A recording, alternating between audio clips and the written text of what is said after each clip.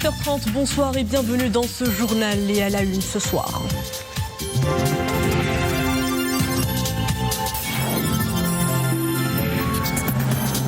Le soutien espagnol au plan d'autonomie marocain bénéficie d'un très large soutien de la classe politique espagnole, notamment les dirigeants socialistes et anciens présidents du gouvernement de Madrid. La nouvelle position espagnole ouvre également la voie à un partenariat multiforme. Le secteur de l'entrepreneuriat notamment prospère dans une dynamique gagnant-gagnant. Nous parlerons également mode, mais cette fois-ci loin des podiums. Au Maroc, la filière du textile et d'habillement se tourne vers une industrie plutôt éthique et éco-responsable. Un concept novateur placé au cœur de la 18e édition du salon Maroc in Mode.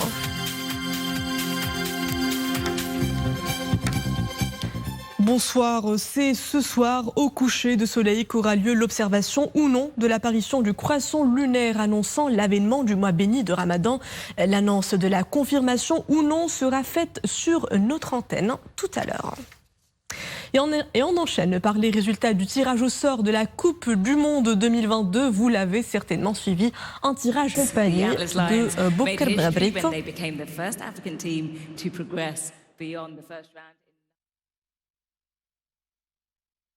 Ce sera donc en compagnie de Boubacar Brabrit et de notre invité plateau Abdelrazak Chlih, cadre du football national. Merci d'avoir répondu à notre invitation. Bonsoir et merci de m'avoir invité. Maroc-Espagne à présent et ce soutien des dirigeants socialistes espagnols, ancien président du gouvernement de Madrid, Felipe González et José Luis Zapatero à la souveraineté du Maroc sur le Sahara. Les leaders socialistes ont exprimé leur appui à la décision de Madrid qui a récemment qualifié l'initiative marocaine d'autonomie pour le Sahara comme la proposition la plus sérieuse et la plus crédible pour résoudre ce différend régional. La nouvelle position de l'Espagne est un développement historique qui intervient grâce au leadership de Sa Majesté le roi Mohamed VI, leadership qui confère au Royaume du Maroc une place de choix dans le concert des nations en tant que pays écouté et respecté, un pays qui compte dans les grands équilibres géostratégiques régionaux et internationaux.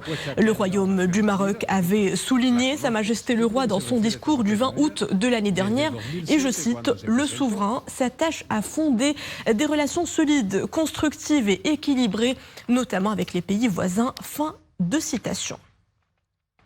C'est une nouvelle page qui s'ouvre donc dans l'histoire des relations entre les deux royaumes du Maroc et d'Espagne grâce au suivi de très près par Sa Majesté le roi Mohamed VI de toutes les étapes ayant été couronnées par la décision par Madrid de soutenir l'intégrité territoriale du Maroc. Le Maroc et l'Espagne tracent désormais leur chemin pour asseoir les bases d'un partenariat stratégique multiforme, d'abord certes au niveau politique mais aussi au plan économique et culturel. Les promoteurs économiques dans les deux pays aspirent à présent à une véritable accélération entrepreneuriale. Plus de 1000 entreprises maroco-espagnoles sont installées dans le royaume. Prenons le cas aujourd'hui de deux entreprises spécialisées, l'une dans le traitement des déchets médicaux et pharmaceutiques et l'autre dans l'industrie pharmaceutique. Et c'est un reportage de Horia Boutieb, Zin Blabidi, Ahmed Hamri, Achour Ben Msaoud. Le récit est de Nisri El Hamdawi. Entre le Maroc et l'Espagne, une longue histoire de partenariat économique et commercial stratégique. Les deux pays constituent deux marchés prioritaires l'un pour l'autre et complémentaires. L'Espagne est le premier partenaire commercial du Maroc. En 2021, le volume des échanges commerciaux entre les deux pays a généré un flux estimé à 15 milliards de dollars. Sur le territoire marocain, on dénombre plus de 1000 entreprises espagnoles œuvrant dans divers secteurs. Nous sommes ici à Casablanca dans une entreprise maroco-espagnole spécialisée dans le traitement des déchets sanitaires et pharmaceutiques. L'activité tourne à plein régime, moyennant une main-d'œuvre 100% marocaine. Une aubaine pour l'écosystème économique de part et d'autre.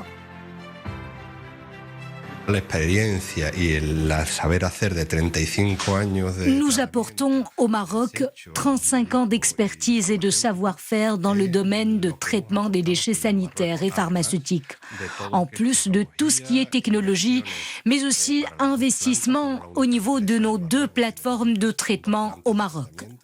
Nous sommes la seule entreprise du genre au Maroc à détenir la certification ISO 14001 et 9001. De l'empresa es 100% marroquí. Changement de décor, nous sommes dans une entreprise d'industrie pharmaceutique maroco-espagnole. Un partenariat fructueux, en témoigne son chiffre d'affaires qui dépasse les 30 millions d'euros. Derrière sa réussite, des ressources humaines marocaines hautement qualifiées, mais pas que. La relation et le partenariat avec nos amis espagnols nous a permis essentiellement 3 choses. Premièrement, financer le laboratoire à travers la Banque européenne d'investissement, mais aussi avec un capital risque.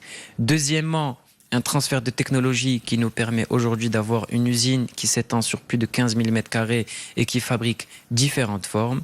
Et troisièmement, un accompagnement continu sur le temps. Alors, dans le cadre de la collaboration hispano-marocaine, notre laboratoire pharmaceutique a obtenu la certification des bonnes pratiques de fabrication par les autorités sanitaires espagnoles. Cette autorisation nous permet d'exporter toutes les formes galéniques que nous fabriquons vers l'Europe. Grâce à la dynamique économique en évolution constante et à une infrastructure d'accueil développée, ainsi qu'un climat d'affaires favorable, le Maroc est devenu une destination de choix pour les entreprises espagnoles en quête d'opportunités d'affaires dans un pays qui jouit de la sécurité et de la stabilité politique. Son Altesse Sérénissime, le prince Albert de Monaco, a effectué aujourd'hui une visite à Beit Dakira et Sabira, où il était accompagné du conseiller de Sa Majesté le roi André Azoulay. Sur cette visite, je vous propose d'écouter Son Altesse Sérénissime, le prince Albert de Monaco, au micro d'Abdelghani Tahraoui. Je suis vraiment très heureux d'être ici au Maroc, d'être ici dans cette magnifique ville historique de Saouira et avec sous le guide extraordinaire qui est André Azoulay, qui nous a, la petite délégation qui m'accompagne à moi-même, qui nous a montré ce magnifique centre de mémoire. Eh bien, je suis très impressionné par ce qui a été réalisé ici, et vraiment de la façon dont on a pu, dont M. Azoulay et tous ses collaborateurs et collaboratrices ont pu mettre en valeur le riche patrimoine de cette ville et de cette région, mais dans une perspective de démontrer toute l'importance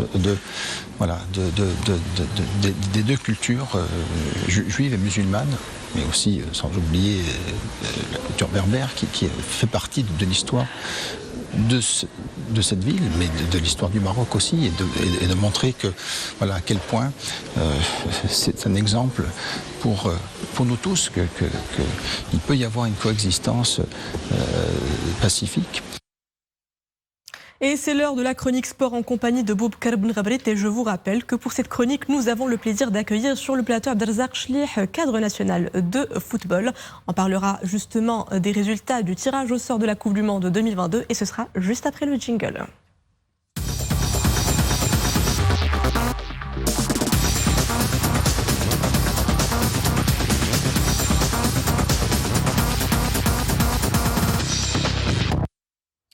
Nous venons donc de l'annoncer, le 11 national évoluera aux côtés d'équipes redoutables. La Belgique, classée 2e par la FIFA, la Croatie, ancien finaliste de la dernière Coupe du Monde. Un retour Boubacar sur ce tirage au sort. Et le Canada également. Bonsoir.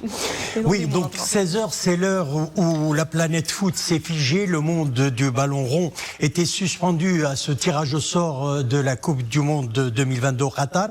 À 223 jours donc de la Coupe du Monde, les regards étaient braqués sur la répartition des affiches du premier tour.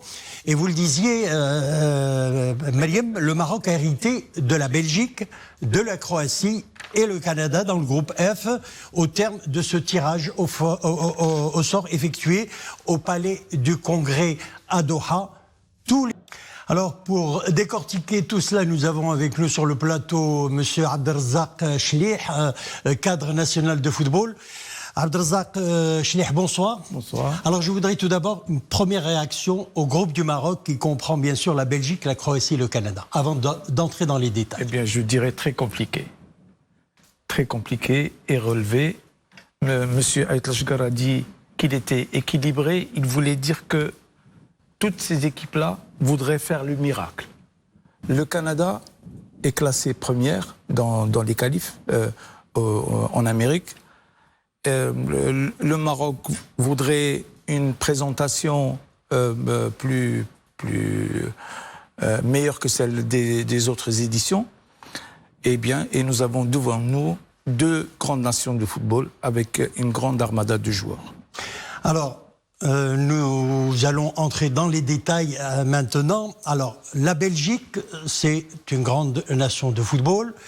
Il y a la Croatie et le Canada. Et justement, le premier match d'ailleurs du Maroc dans cette Coupe du Monde, ça sera en novembre, le 23, si ma mémoire est bonne. Et ça sera contre une redoutable équipe qui est la Croatie. Voilà. Contre la Belgique, la dernière fois où on les a joués, c'était en 2008.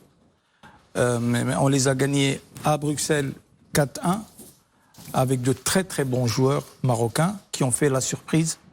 Et aujourd'hui, la Belgique est classée 2e après le Brésil. Donc ce n'est plus la même équipe. C'est une équipe redoutable, c'est une équipe qui a montré ses qualités. Ils ont de très très bons joueurs, à savoir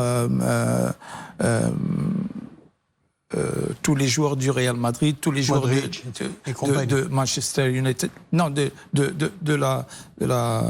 Vous parlez de la Belgique. De la Belgique. Par rapport à la Croatie, c'est encore une autre équipe avec Modric, Brozovic, Kovacic, Perisic et Rakitic. Et tous ces joueurs-là, ils ont leur poids dans les meilleurs championnats d'Europe.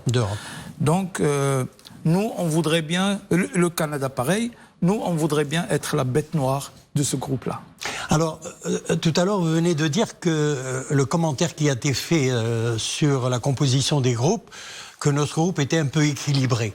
Bon, il y a des personnes qui disent cela, d'autres qui disent que c'est un groupe très relevé, et vous faites parmi ceux-là. Alors, sur quoi vous basez-vous pour dire cela ? D'abord, la Croatie et la Belgique. La Croatie, c'est une finaliste, c'est la finaliste de la dernière Coupe du Monde. La Belgique, elle est classée 2e après le Brésil.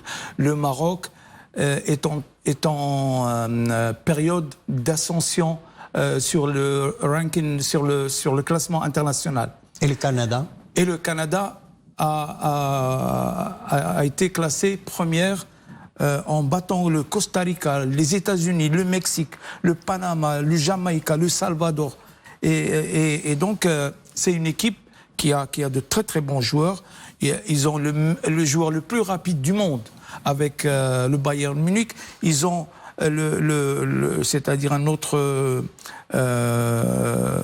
avant-centre, buteur en championnat d'Espagne. Et donc, nous devons travailler dur pour affronter, gérer surtout ces matchs-là, surtout le premier match. Le premier match s'annonce difficile et c'est le premier match dans lequel nous avons eu, dans les anciennes des éditions, nous avons eu des problèmes. Nous avons, dans les 5 dernières éditions, on a perdu le premier match et nous devrions éviter de faire ça dans cette édition-là. Alors, Abdelrazak Chlih, cela demande beaucoup de préparation avant d'arriver à la Coupe du Monde. Entre la Coupe du Monde et aujourd'hui, il y a les éliminatoires de la Coupe d'Afrique. C'est une bonne chose, je pense, pour une préparation à une Coupe du Monde.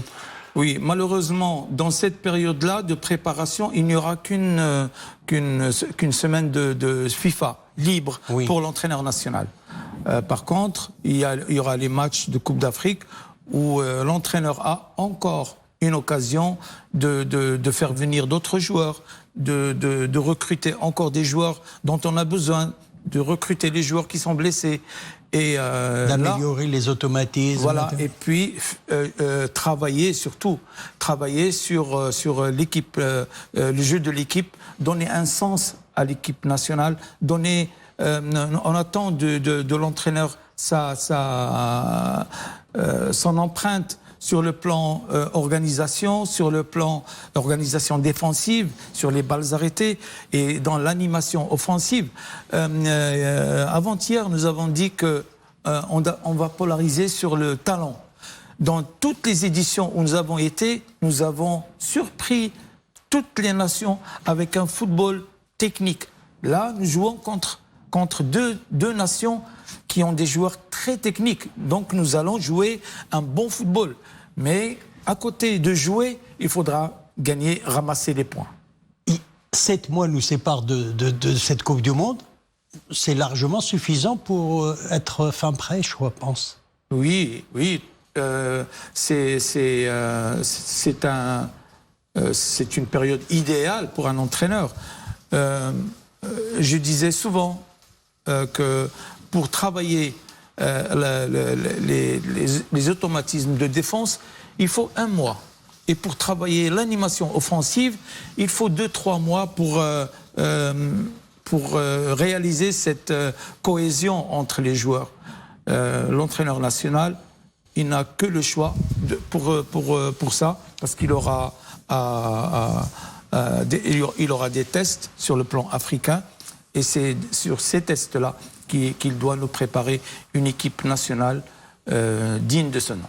Alors un dernier mot concernant ce groupe, F, Maroc, Belgique, Canada et Croatie. Eh bien, comme je l'ai dit au début, tout le monde voudrait faire le miracle.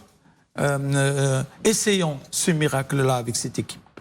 Alors, Sichleh, on va parler aussi du pays organisateur très rapidement. Le Qatar, qui participe pour la première fois, affrontera l'Équateur lors de cette Coupe du Monde.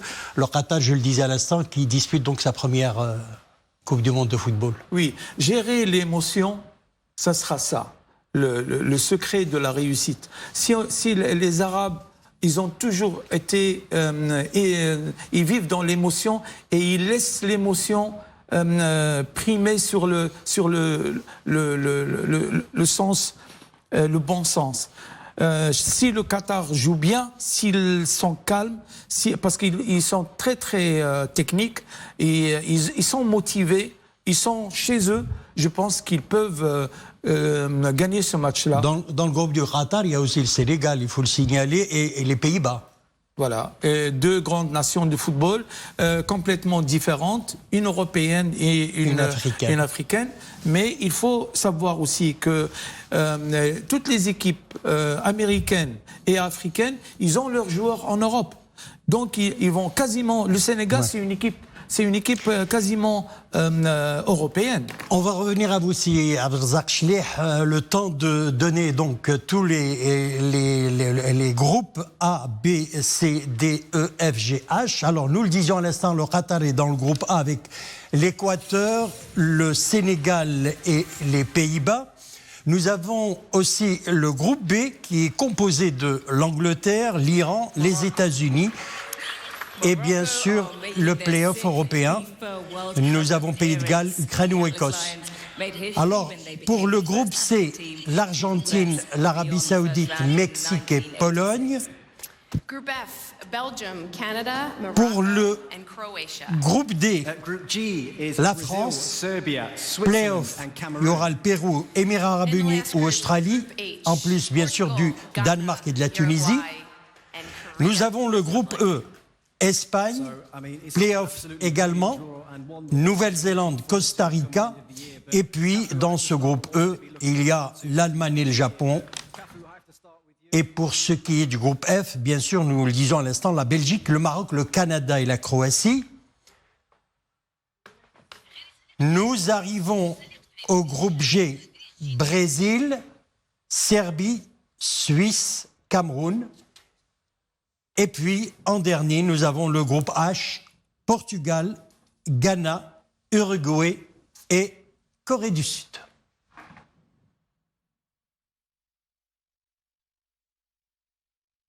Merci beaucoup. Nous souhaitons bonne chance au 11 national pour son premier match face à la Croatie. Ce sera le 23 novembre à 20h. Abdelrazak Chleh, merci d'avoir été parmi nous. C'est moi.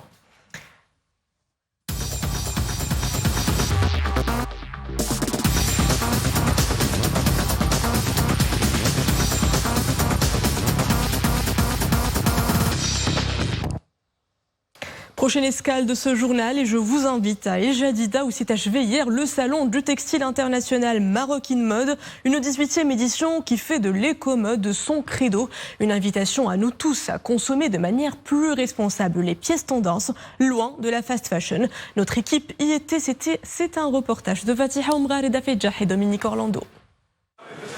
L'industrie du textile et de l'habillement a choisi cette année la ville d'El Jadida pour, et en premier lieu, se retrouver au grand complet. On va avoir du textile, de l'habillement, des tissus qui sont présents. C'est toute l'industrie du textile qui est présente ici. Et nous, on complète cet écosystème-là par la création et la créativité au Maroc. Désormais, faudra-t-il aussi prendre en compte la dimension éco-responsable qui est exigée pour tous les protagonistes du secteur. Car aujourd'hui, s'habiller relève d'un acte d'engagement au sein d'une industrie de la mode qui se veut nouvellement éthique. Nous avons maintenant bien transmis à tous les industriels marocains que tous les clients étrangers sont en train de chercher un produit éco-responsable avec une traçabilité. Et là, nous sommes en train de voir que les industriels, ils ont bien accepté notre vision. Sur l'ensemble des 160 exposants qui prennent part à ce salon, il semble que l'intention d'y adhérer est bien réelle et beaucoup d'initiatives sont même entreprises ici en temps réel. Là, c'est pour inviter les clients européens à venir découvrir nos collections et nous espérons que ça va leur plaire. Et de toute manière, on fait tout pour que ça plaise, point de vue qualité, prix et coloration et nouvelle création. C'est surtout ça qui est très important, de toujours changer, de ne pas faire toujours les mêmes choses. Fortement impactée par la situation sanitaire, l'industrie du textile et de l'habillement au Maroc a connu une baisse conséquente de 34% au début de l'année 2020. Dans le viseur des organisateurs de ce salon, remettre en priorité la filière du textile marocain en première ligne sur l'échiquier mondial. Et je vous rappelle que dans quelques instants, au coucher de soleil, aura lieu l'observation ou non de l'apparition du croissant lunaire annonçant l'avènement du mois béni de Ramadan. L'annonce de la confirmation ou non sera faite sur notre antenne tout à l'heure. Et à l'occasion du mois béni de Ramadan de 1443 de l'Hégire, les éditions d'information changent d'horaire. Retrouvez donc le journal francophone ainsi que le Telediario, journal en espagnol à 13h. À Dahira et le journal en amazigh à 15h30. À Raïssia, l'édition principale sera diffusée à 20h. Et enfin, le dernier bulletin d'information Al-Akhira aux environs de minuit 10. Et c'est la fin de cette édition. Merci à vous de l'avoir suivi. L'info est de retour à 20h30 avec le journal Raïssia. Très belle soirée à tous. Ciao, Oula.